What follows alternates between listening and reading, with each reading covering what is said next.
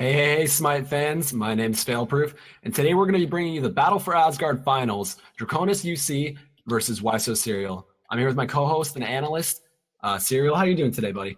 I'm doing pretty well. I'm starting to think that WhySoCereal was actually named by me. Named after me. One of my good friends is their coach. His name is Elevation. So, I don't know. Maybe they named their team after me, maybe not. But we'll see how they perform in this next game. Yeah, I can never be sure. So first point I want to get into here is we see Letteror, a very experienced jungle player, piloting this Odin, and the Guan Yu in support. Yeah, the Guan Yu with his recent buffs, he has significant amount of healing now, up to 300, and because his stacks don't reset on using his abilities, he's just going to be healing for 300 if he maxes his first ability. He's just going to be healing the entire game. Yeah, definitely somewhat of a counter to this pressure lane we're seeing the Terra and the Hachiman. Now over in the mid lane, we see Thoth versus Nuwa. Definitely an out clear on the side of Kale on the Thoth, but this Nuwa kind of counters the Odin with the cage. The Nuwa counters Odin with the cage? Yeah, like the Nuwa trying to get out of the cage when the ultimate, she can go in her ultimate, cage over it. It's kind of what I'm getting at. I see. Yeah, that is true. Yeah, Nuwa does have a little bit of safety if she can get into the air and allow the rest of WhySoCereal to show up in her defense.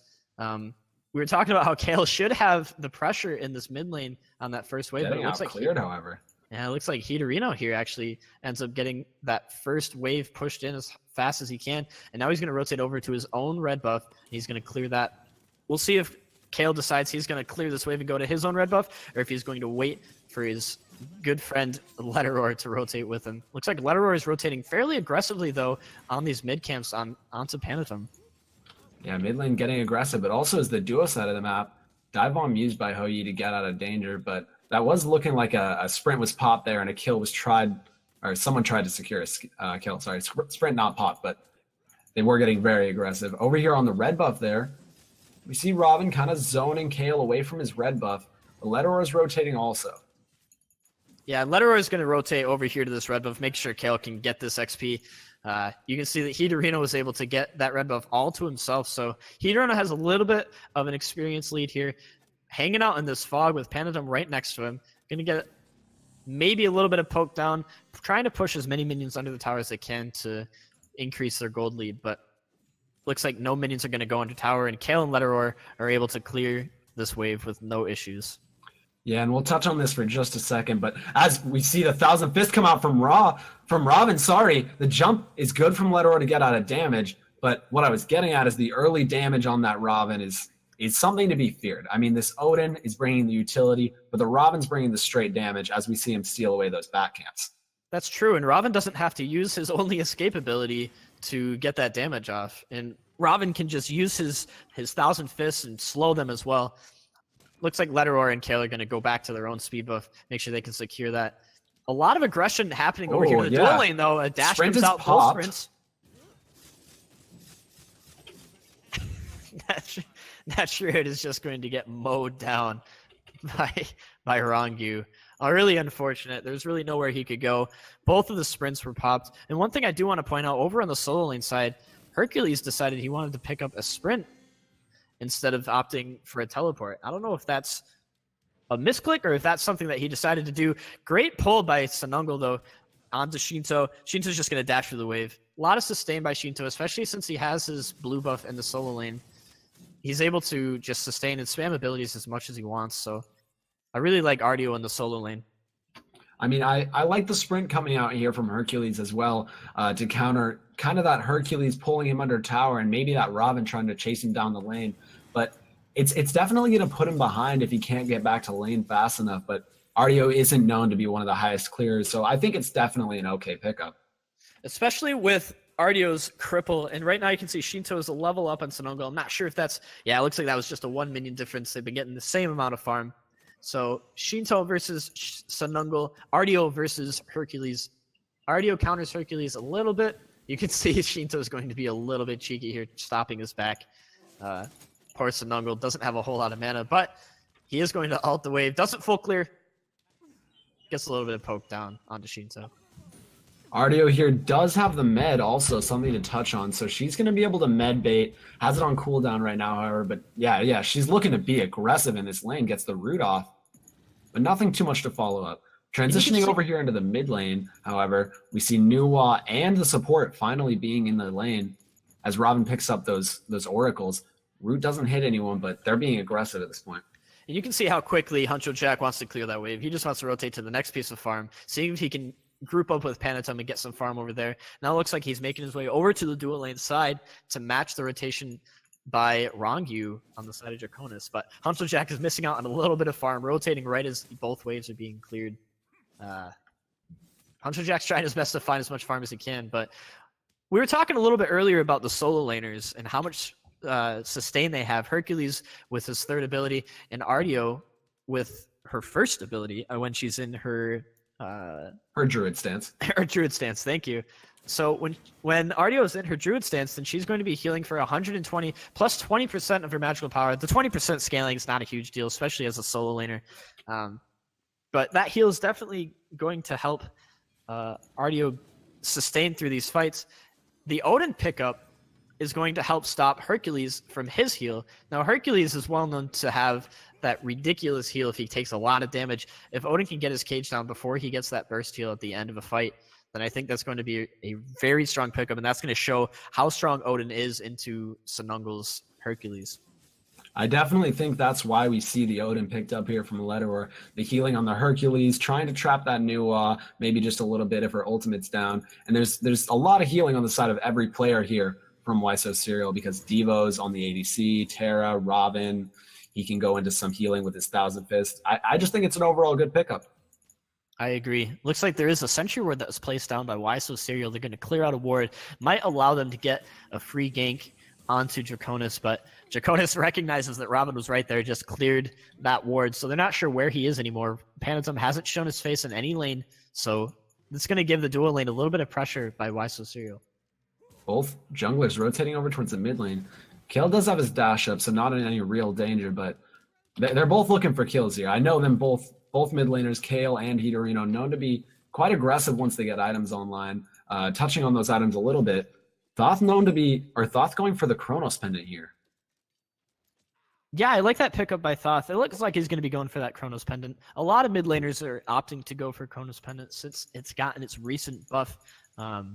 It was 80 power and now it is at 100 power. So that little bit of a buff on Chronos Pendant is definitely going to help. Instead of seeing him build Book of Thoth, which is his namesake, he's going to go for a Mage's Blessing into his Shoes in the Magi, which gives him a little bit of pen, and then he's going to build into that Chronos Pendant, which gives him some cooldowns as well as a significant power spike. So I really like this build path so far by Kale and the Thoth. I definitely think it's a smart play for the Thoth to be bringing out that extra cooldown early on in the game to poke out the Nuwa. But at the same time, yeah, Nuwa's being forced into this Warlocks by the Odin. This is kind of calculated there by Letterer and Kale. Kale poking out and then not really being able to use the Warlock sustain on the Nuwa is a definite advantage in the mid lane. I like how much space Letterer is giving. Oh, blink over the wall from Panatum. And Kale's going to be bursted down before the Nuwa can do anything. Guan Yu a little late on the rotation is wrong you. There goes the mid laner. That's all I have to say. Yeah, I was just about to say I'm really proud of the way that Letterer is letting his mid laner get some farm, letting Kale farm himself. Blink onto the solo lane though.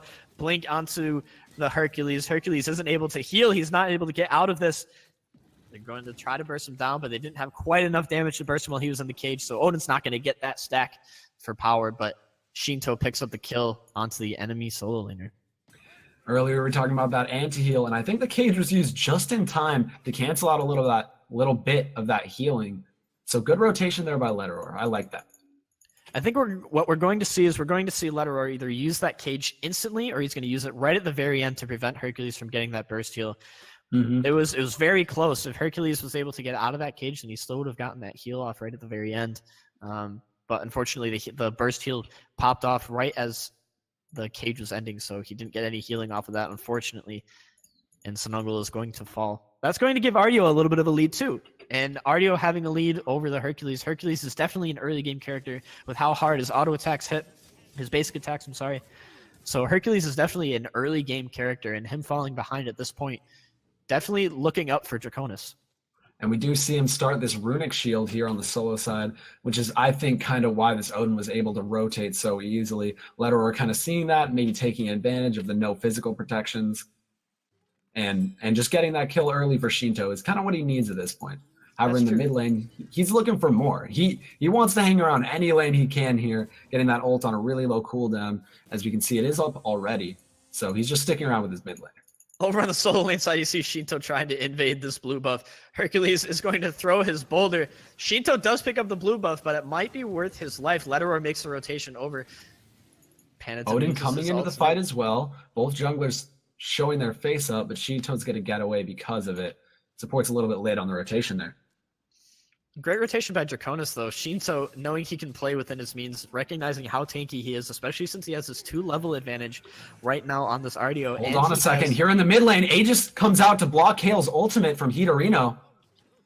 And that was a pretty good engage there from Rongu, seeing the advantage. And he's going to dash back in. Kale good with the stun. Terra ultimate comes out. And there's Odin through the wall. Letterer canceling all that healing, but not hitting any autos. Nesfor drops the stuns onto Hitorino, who just gets picked up by it. First kill in the mid lane there goes to Kale. And then comes the Hachiman here with the ultimate. Netrade uses his ultimate, jumps in. Looks like Nesfor is going to pick up the kill onto Panatum, though. Nesfor tries to throw out a cheeky bounce in the mid lane, get a double onto Netrade, but Netrade dodges it. Seems like he knows exactly where those bounces are, and he's just going to stay away. Yeah, really good engage there. Odin rotating over from the solo side where he was. I mean, I didn't really respect that. No ultimate available, so she just kind of got caught in that cage. Nothing she can really do. Bursted down by 3 members from Draconis. Poor Letterer. He missed quite a few auto attacks underneath the tower. Yeah. Just dodging and weaving, bobbing and weaving, sting like a butterfly, float like a bee, something like that. I think that's it. Yeah, Cereal. And so Letterer unfortunately wasn't able to pick up that kill, and Hitorino was able to escape, I believe. Correct? Yeah. No, Hitorino got picked up by Nesfor. For sure. Oh, here we go in the mid lane, though. Letterer is going to jump onto Hitorino again, uses his ultimate. Hitorino is going to use his ult, and he's going to jump away. Panatum deciding he's going to engage onto Letterer. He's going pretty deep. Letterer jumps into the mid lane. Safe for now. Kale hits a huge ultimate onto Panatum. Rongu is going to try to clean him up, and Kale picks up the kill onto Panatum. Yeah, huge ultimate coming out from Kale, there through the wall. Picks up Panatum, and now all members of DragonesUC are rotating over towards this Gold Fury. Terra kind of looking low, not low, but high up there on the map towards the mid tower. Maybe looking for a pick here as Draconis. But now they're rotating towards this Gold Fury pit. Yeah, we're going to see a little bit of a Gold Fury fight here. If WhySoCereal doesn't make a rotation, this could be a free fight. Looks like Kale's going to stop his DPS on the Gold Fury just for a second. Odin jumps a little bit too early. Hachiman ult is there to slow. They're looking for Nesfor here. Dive Bomb is good to get out. And it's going to be a disengage here from Cereal. But Sanungle's here looking for something. Looking for a pull, gets stunned out. That was a good rotation by Shinto on the RDO, making sure he could come over to that fight, see if he could prevent anyone from coming in. Looks like he was just able to put out some DPS, and Draconis secures the goals here. They are now at a 2,000 gold lead. So that Odin, really quick, getting that Jotun's Wrath, I think, is why he's really able to pull out these early game cages, something we want to touch on. Both junglers picking it up, but do you think it's definitely more efficient for the Odin to have it spamming those cages at this point in the game? I definitely think so. It puts his cage onto a 75-second cooldown, which is pretty low in the big picture of things. You notice that Nuwa has a pretty high cooldown on her fire shards at 110 seconds. So the only thing that Hitorino can really do on this Nuwa, if there's cages back to back, the only thing Hitorino can do is run for his life or try to get a stun or try to allow his team to heal him. Luckily for Hitorino, though, there is a Terra that is going to be sitting right on top of Odin. But one thing to keep in mind is that Odin's root immune when he's in his cage. That's a very good point to put out. But Terra getting canceled, having all that healing canceled by the Odin cage was definitely a big impact on that fight. So the rest of this game is going to be kind of dictated by what Letterer and by what Panatum really want to do on these junglers. Looks like even though RDO is winning the solo lane fight, right now, Huncho Jack has a little bit more farm than Rongu. Rongu just hitting level 10. Huncho Jack level 10 for the last couple of waves. It doesn't look like it's a complete wipe on the side of Draconis. Some of the players, Huncho Jack, like I just pointed out right now, Huncho Jack is still a little bit ahead of his counterpart, Rongu. So we'll see. Maybe this is still, I think this is definitely still anyone's game. Now, only 2K up is DragonesUC here, and both sides are looking in a position to come back from anything that's thrown at them here. Gold Fury Dance kind of started over here where there's no Gold Fury, so maybe just looking for picks. Something I want to point out here on the supports is we see Terra going for the standard Gauntlet of Thebes, right? But this Guan Yu picked up a Stone of Gaia early. What do you think about that? He picked up that Stone of Gaia because I'm pretty sure he's expecting to get his Talos Assault canceled by the Hercules. So if he gets his Talos Assault canceled by Hercules, either or with his dash, then he's going to get that sustain from the passive on Stone of Gaia. So I think he's just looking for the full sustain. Make sure that he can have the mana sustain as well. It grants you 15 MP5, gives you 400 health. That's a significant amount of health, a significant amount of MP5. So I think he's just preparing to have as much of a sustain comp as he possibly can. I agree. I mean, all of DragonesUC here kind of building really intelligently, drafting around a mix of utility and damage. So overall, their efficiency on the builds is going to be pretty high in getting towards this late game. Something we see picked up by the Thoth here is the Soul Gem. What do you think about that? The Soul Gem, again, going towards that healing factor that Rongu has on the Guan Yu. The Soul Gem is also going to help. I'm expecting to see a lot of anti-heal coming out of WhySoCereal, both on Heaterino especially. It's interesting that Heaterino, I think, is building into, I would imagine he's not going into the Pythags. I'd imagine he's going into the same item, the Soul Gem. So Heaterino on the Nuwa is also going to offer some sustain with Soul Gem's passive.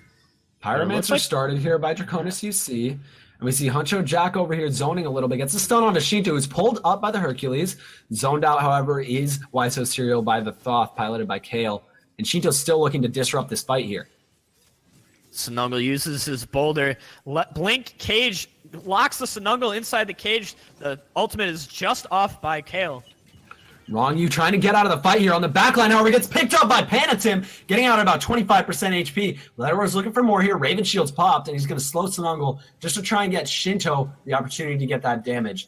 No members of DragonesUC here to contest, and it looks like they're going to pick up the Fire Giant here before backing WhySoCereal. But Shinto is trying to disrupt this as much as he can. WhySoCereal is actually going to back off and allow Netroid to try to push down that solo tier 1 tower. Whereas on the other side of the map, on the dual side, Nesfor takes a tier 1 and a tier 2. So even though Netroid had that early rotation on Hachiman. Mid lane here. Kale's in a little bit of trouble. Sorry, just had to look at those minions really quick. The damage is insane. But yeah, as you were talking about, Ho Yi. Ultimate comes out. Wait. And it's off the mark. Jeez. Heaterino looking in a lot of trouble here.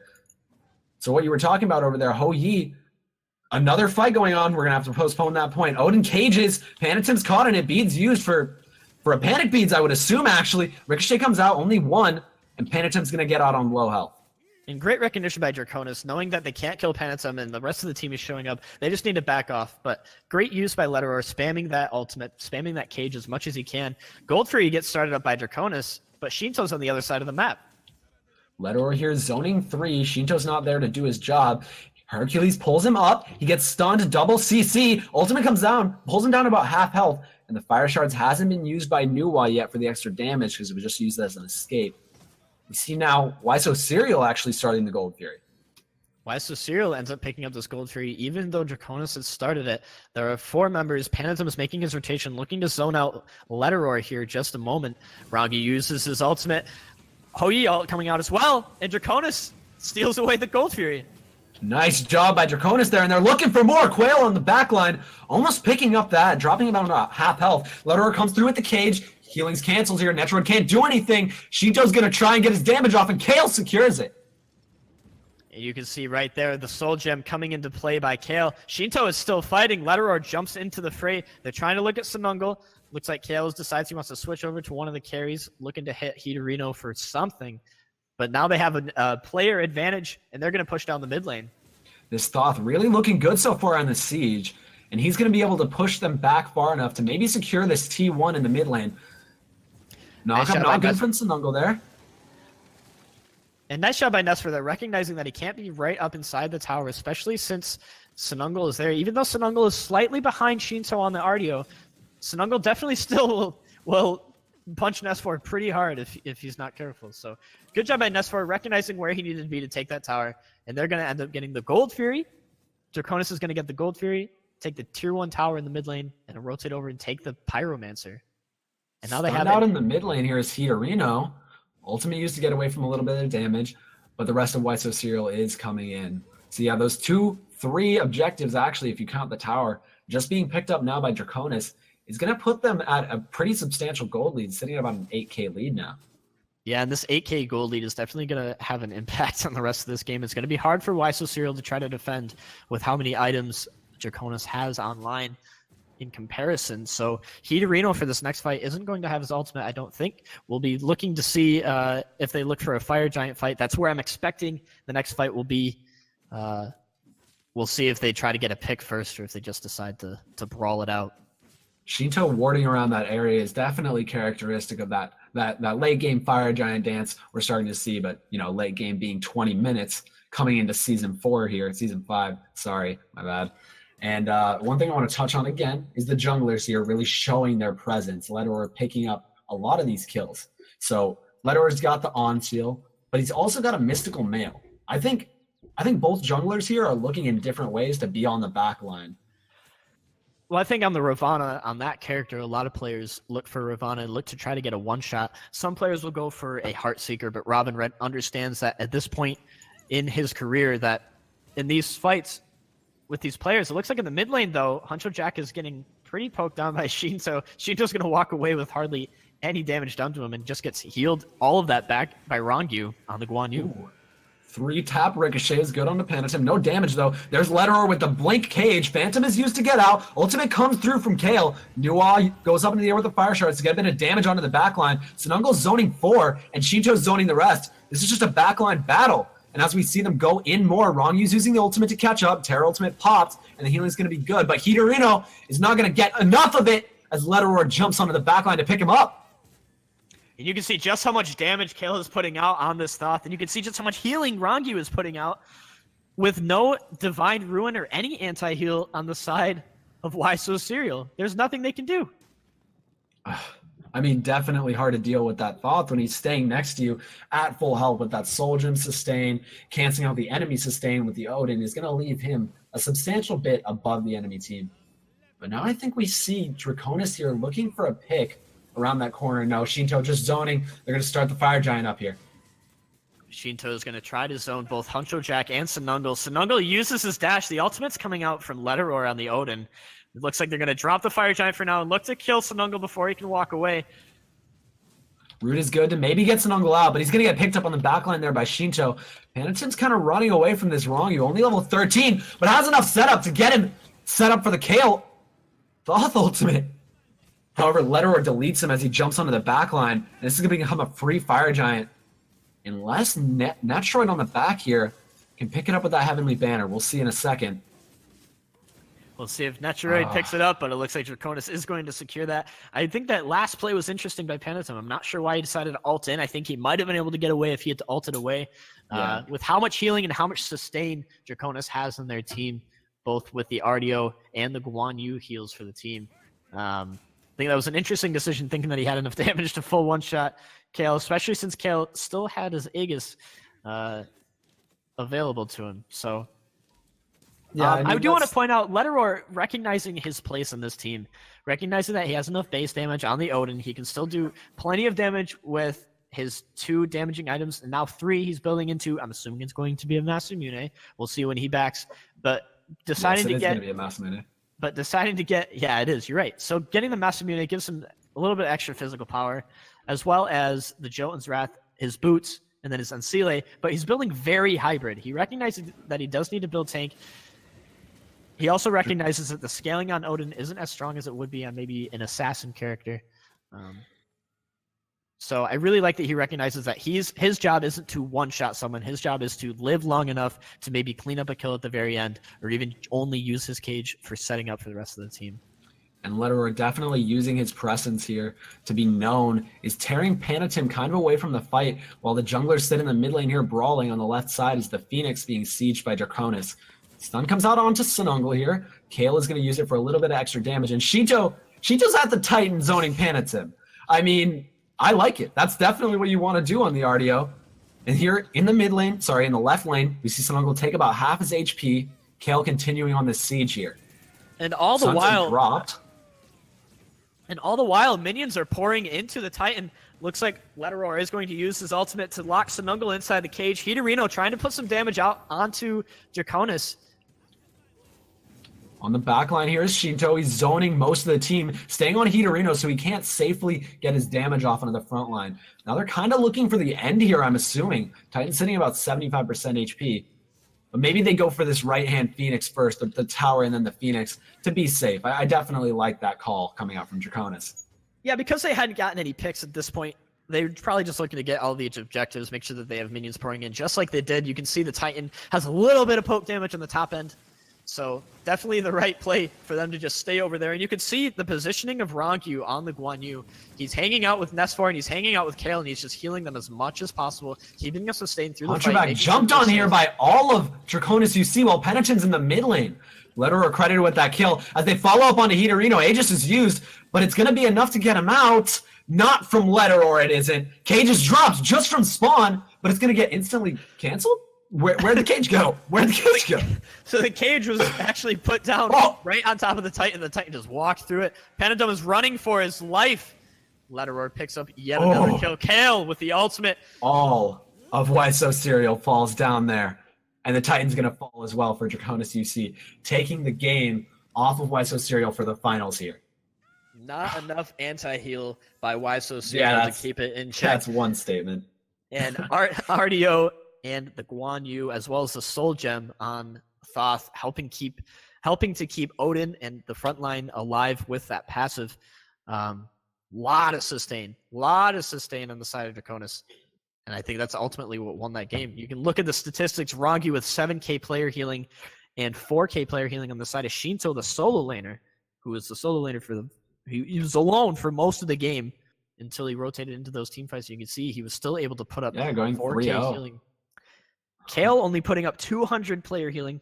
I expected a little bit more with that soul gem, but yeah, no, I mean, he was definitely looking for those one-shot picks, and so was Letterer setting him up with it.